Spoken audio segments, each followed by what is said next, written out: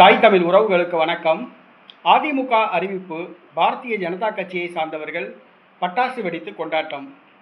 அதிமுக அறிவிப்பு. பாஜக தொண்டர்கள் பட்டாசு வெடித்து கொண்டாட்டம் என்ற தலைப்பில் இந்த காணொலியை காண்கிறோம். 2026 தமிழக சட்டசபை தேர்தல். அதிமுக பாஜக கூட்டணி படுதோல்வி அடைந்தது. அதிமுக கூட்டணியில் போட்டியிட்ட பாஜக ஒரே ஒரு இடத்தில்தான் வெற்றி பெற்றது. இது பாஜகவுக்கு மிக பலத்த ஏமாற்றமாக அமைந்தது.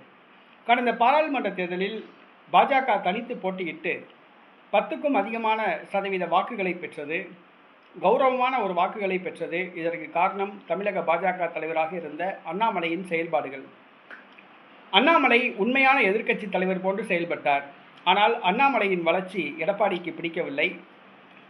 எடப்பாடி தான் உண்மையான சட்டசபை எதிர்க்கட்சி தலைவர். ஆனால் அண்ணாமலை எடப்பாடியை மிஞ்சி சென்று விட்டார். இது அண்ணாமலை தனக்கு மேலே சென்றது எடப்பாடிக்கு பிடிக்கவில்லை. பாஜக அதிமுகவுடன் சட்டசபை தேர்தலில் கூட்டணி வைக்க முயற்சித்த போது எடப்பாடி ஒரே ஒரு கட்டளை போட்டார். அண்ணாமலையை தமிழக பாஜக தலைவர் பதவியிலிருந்து நீக்க வேண்டும், வேறு யாரையாவது ஒருவரை தமிழக பாஜக தலைவராக நியமிக்க வேண்டும், அப்போதுதான் கூட்டணி என கண்டிஷன் போட்டார். எடப்பாடி பழனிசாமியின் கண்டிஷனை ஏற்றுக்கொண்ட பாஜக அண்ணாமலையை தலைவர் பதவியிலிருந்து நீக்கியது. அவருக்கு பதிலாக நயினார் நாகேந்திரனை கட்சி தலைவராக்கியது. நயினார் நாகேந்திரன் தமிழக பாஜக தலைவரான பிறகு தமிழ்நாட்டில் பாஜக இருக்கிறதா என்ற ஒரு கேள்வி எழுந்தது. தொண்டர்கள் மிகவும் மனம் நொந்து போனார்கள். கட்சி காணாமல் போய்விட்டது. பாஜகவுக்கு இருந்த கௌரவம் குலைந்து போனது. இந்த சூழ்நிலையில் தமிழக பாஜக அதிமுகவோடு கூட்டணி அமைத்து தேர்தலை சந்தித்தது. ஆனால் அதிமுகவை நம்பி எந்த ஒரு கூட்டணி கட்சியும் வரவில்லை. ஆனால் பாஜகவை நம்பி அம்மா மக்கள் முன்னேற்ற கழகம், பாட்டாளி மக்கள் கட்சி, தமிழ் மாநில காங்கிரஸ், தமிழக மக்கள் முன்னேற்ற கழகம் உள்ளிட்ட கட்சிகள் வந்தன. பாஜக தனது கூட்டணி கட்சிகளை அழைத்து வந்து கூட்டணி வைத்தது. ஆனால் அதிமுக தனியாக வந்து பாஜகவோடு கூட்டணி வைத்தது. பெரும்பான்மை தொகுதிகளில் போட்டியிட்ட அதிமுக தனித்து ஆட்சி அமைக்கும் என கூறியது. ஆனால் பாஜக தேசிய ஜனநாயக கூட்டணி ஆட்சி அமைக்கும் என கூறியது.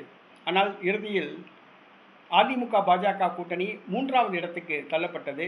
வாக்கு சதவீதம் குறைந்து போனது. இனிமேல் அதிமுக அடுத்த தேர்தலில் 4வது 5வது இடம்தான் கிடைக்கும், 5% வாக்குகள் கூட கிடைக்காது என்ற நிலைமைக்கு போய்விட்டது. தற்பொழுது அதிமுக இரண்டுபட்டுள்ளது.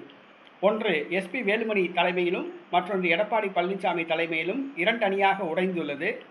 சட்டசபையில் இதனை நாம் கண்கூடாக காண்கிறோம். இந்த சூழ்நிலையில் எஸ்பி வேலுமணி தலைமையிலான அதிமுக அணிக்கு 35 சட்டமன்ற உறுப்பினர்களும் எடப்பாடி தலைமையிலான அணிக்கு 12 சட்டமன்ற உறுப்பினர்களும் உள்ளனர். தற்பொழுது எஸ்பி வேலுமணி தலைமை அணியை சார்ந்த சிவி சண்முகம் சற்று முன் ஒரு அறிவிப்பை வெளியிட்டுள்ளார். அதிமுக தற்பொழுது எந்த கூட்டணியிலும் இல்லை என்று அறிவித்துள்ளார்.